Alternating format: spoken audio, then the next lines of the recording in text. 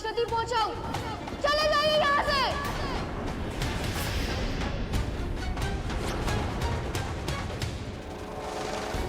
रुक जाओ बालक, हमसे व्यर्थ संघर्ष मत करो।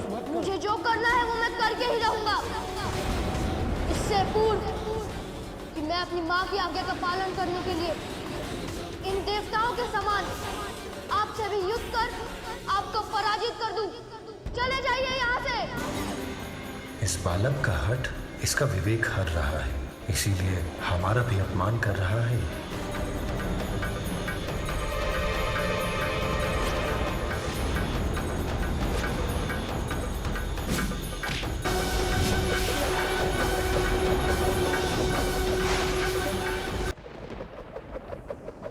गरुड़, आप जो भी करें, उससे इस बालक को तनिक भी क्षति नहीं पहुंचनी चाहिए।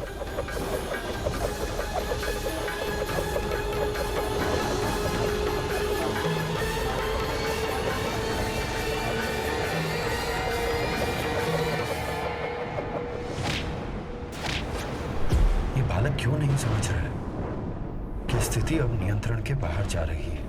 मैं भी देखता हूँ मुझसे आपकी रक्षा कौन करता है।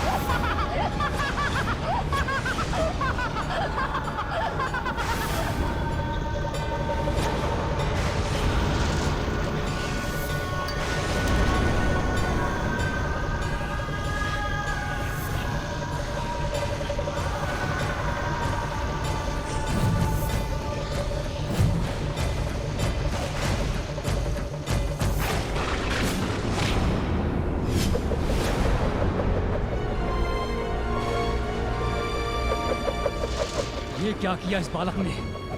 अपने दंड से मुझ पर ही वार कर दिया।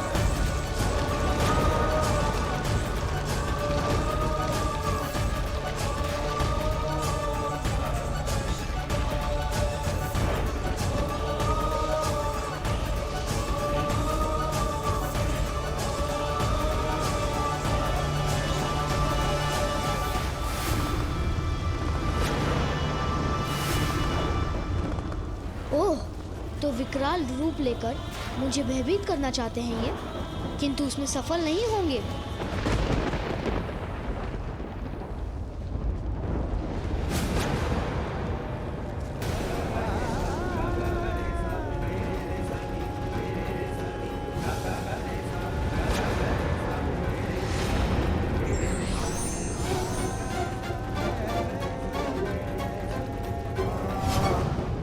बस बस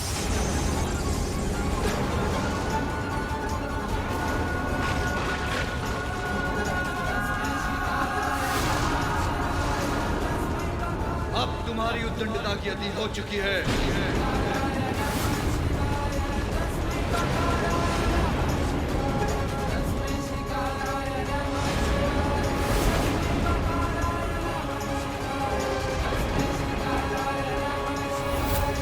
बस बस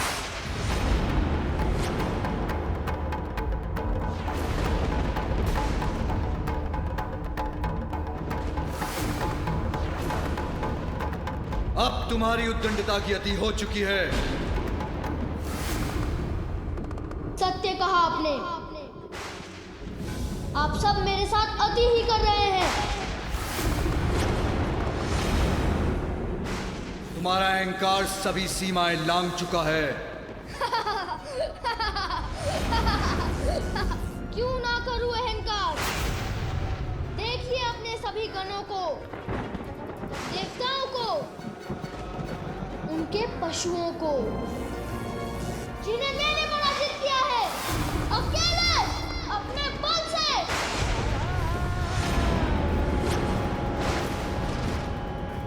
मुझे तो इस बात पर भी आश्चर्य है कि आप यहाँ आए। मैंने आपको भीतर जाने से रोका और आप मुझसे युद्ध करने के स्थान पर वहां वृक्ष के नीचे जाकर ध्यान करने लग गए।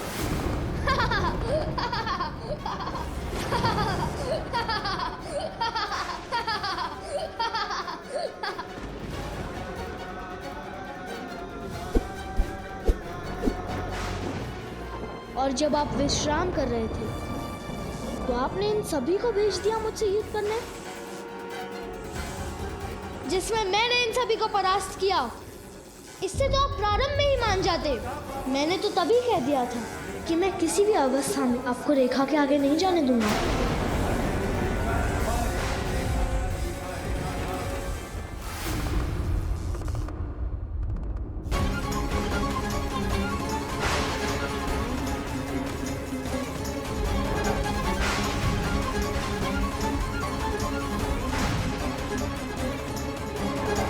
कितना समय हो गया है, मैं देखती हूँ मेरा पुत्र कहाँ है, क्या कर रहा है। अखंड ज्योति की लौ इतनी तीव्र हो गई है, अवश्य इसका घृत समाप्त हो रहा है।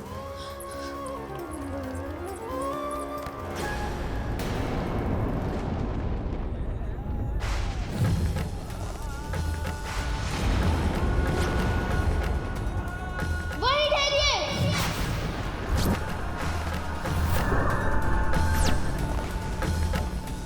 किसी को भी भीतर जाने की अनुमति नहीं है।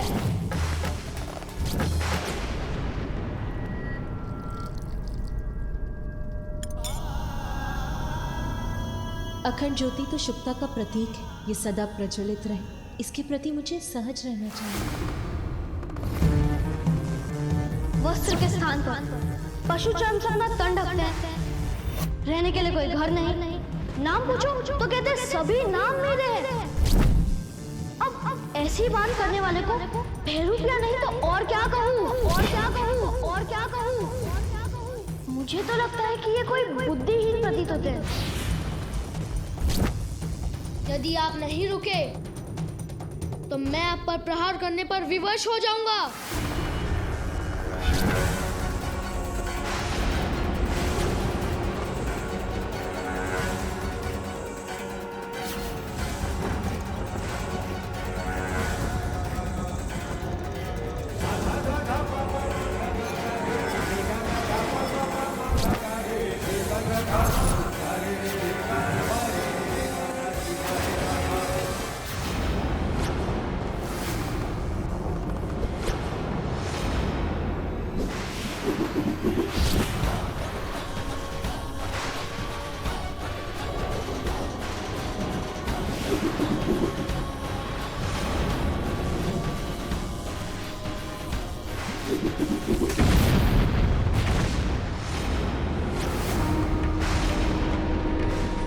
मेरा दंड भस्म कर दिया इन्होंने।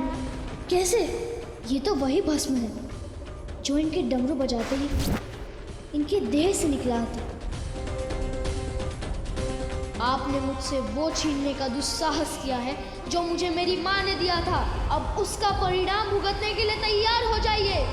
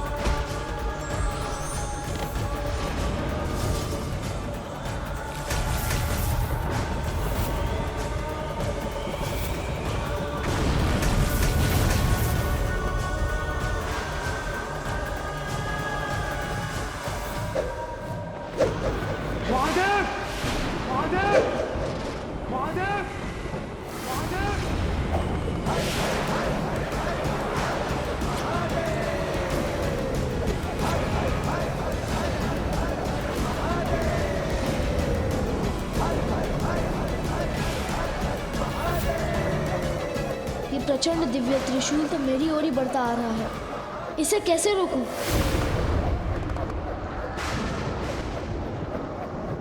मुझे बताइए माँ, मैं आपके सभी दुख मिटा दूंगा।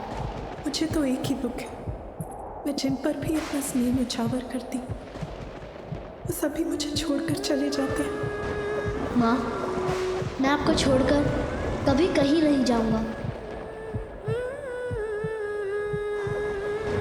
आज मुझे अपने मातृत्व की पूर्णता का सुखद आभास हो रहा है। माँ, अब मैं आपकी रक्षा के लिए पूर्णतः तैयार हूँ। अब मैं किसी का भी सामना कर सकता हूँ। मैं स्नान करने जा रही हूँ, स्मरण रहे किसी को भी भीतर मत आने देना। मैं वचन देता हूँ माँ, किसी को भी भीतर आने नहीं दूंगा।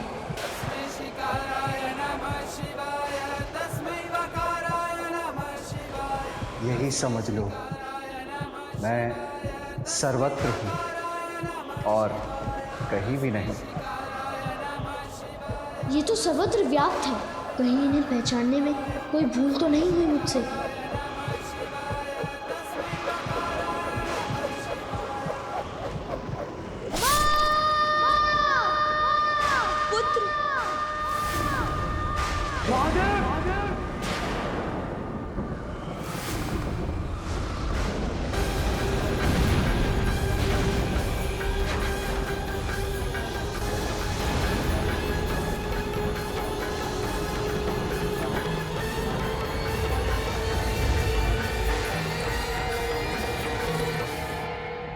मेरे मन में किसी अज्ञात अनिष्ट की आशंका क्यों घर करती जा रही है?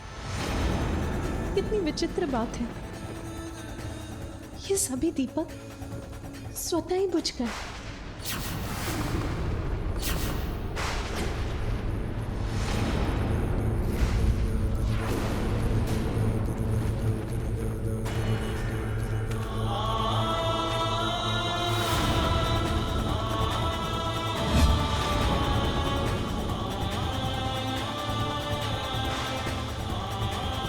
अखंड ज्योति की लौ भी ऐसे भड़क रही है कि वो भी एक बार भड़क कर बुझ जाएगी। अभी तो इसमें बहुत दृढ़ शेष है, फिर ऐसा क्यों हो रहा है? स्वामी, ये सब क्या हो रहा है?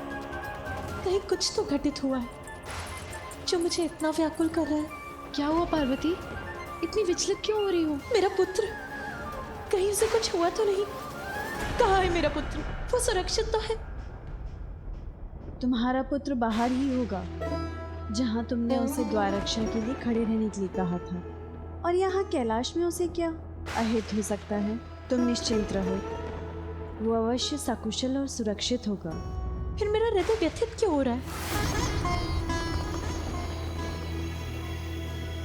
अब इस बालक के भयंकर अंत के पश्चात महादेव का कोप शांत होकर ग्लानि का रूप ले रहा है।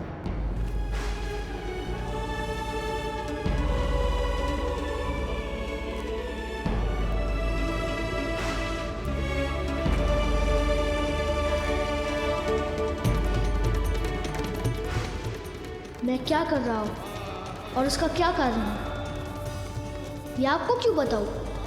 इतने समय से सभी को यही समझा रहा हूँ कि मैं अपनी माँ की ही बात सुनता हूँ और उनका आदेश कदापि नहीं टल सकता।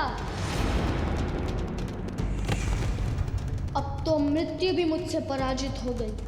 अपनी माँ की शक्ति से रक्षित हूँ मैं, कोई मुझे पराजित नहीं कर सकता।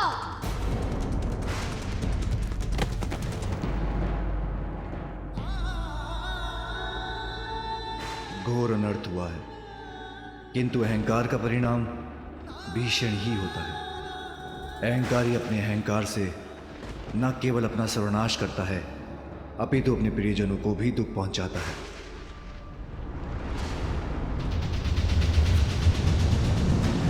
अनर्थ, घोर अनर्थ हुआ है ये। इतनी अल्पायु में इतने कोमल सुकुमार पार्वती पुत्र का इतना भयंकर अंत हुआ है। कितना अपार कष्ट हुआ होगा उसे।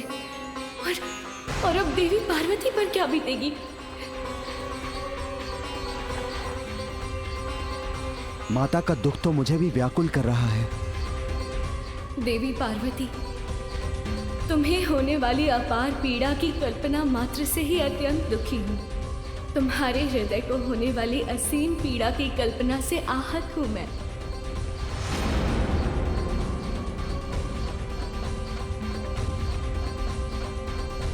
आज देवताओं ने घोर अपराध किया है। अपने दम के कारण एक अबोध बालक से संघर्ष कर उसे इस अवस्था में पहुंचा दिया। अपने इस कृत्य के लिए देवताओं को दंड अवश्य मिलेगा। ये क्या अनर्थ कर दिया आपने। आप तो देवराज हैं, आपको तो स्थिति संभालनी चाहिए थी, किंतु आपने तो अग्नि में खिंच डालने का ही कार्य किया, जिसका परिणाम इतना भयंकर हुआ। ये उचित नहीं किया आपने। जो हुआ वो अनुचित था। सभी सीमाओं का उल्लंघन किया है आप देवताओं ने। उसका परिणाम आप सभी को भुगतना ही होगा। असत्य है ये, असंभव है। ऐसा कदापि नहीं हो सकता देवी। यही सत्य है। आपकी कुदृष्टि कुछ भी कर सकती है, और ये भी आप ही की कुदृष्टि के कारण हुआ है, किंतु परिणाम आपको ही नहीं सभी देवताओं को भुगतना होगा।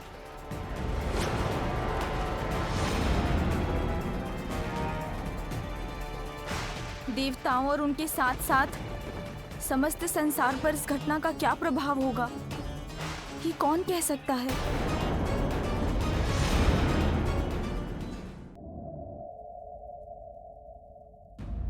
इन दियों का स्वतः ही बुझ जाना किसी बड़े अशुभ का संकेत क्यों प्रतीत हो रहा है मुझे। वायु के तेज झोंके से बुझ गए ये सारे दीपक पार्वती। और क्या, इतनी कठिनाइयां, इतने कठोर तप के बाद तुम्हें तुम्हारा पुत्र प्राप्त हुआ, तो तुम्हारा चिंतित होना स्वाभाविक है। परंतु ये चिंता व्यर्थ ही है। इस चिंता को त्याग दो। हाँ, और अभी कुछ ही समय पूर्व तो तुमने उसे द्वार रक्षा के लिए बाहर नियुक्त किया था, और यहाँ कैलाश में उसका क्या अहित हो सकता है भला। फिर तुम्हारे द्वारा दिया गया दिव्य दंड तो उसकी रक्षा कर ही रहा है ना, इसलिए अपनी चिंता त्याग दो। और इन सारे बुझे हुए दियों को हम पुनः ही प्रज्वलित कर लेंगी, है ना? और इसी बीच तुम स्वयं अपने पुत्र को देखाओ, तब तुम्हारी चिंता स्वतः दूर हो जाएगी। उचित है? चलो विजय।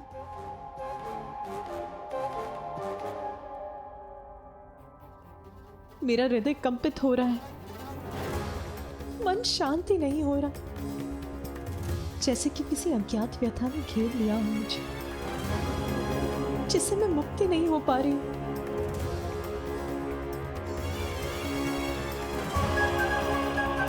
जया विजया उचित कह रही हैं। मुझे स्वयं जाकर अपने पुत्र को देख लेना चाहिए, तभी आश्वस्त हो सकूंगी मैं।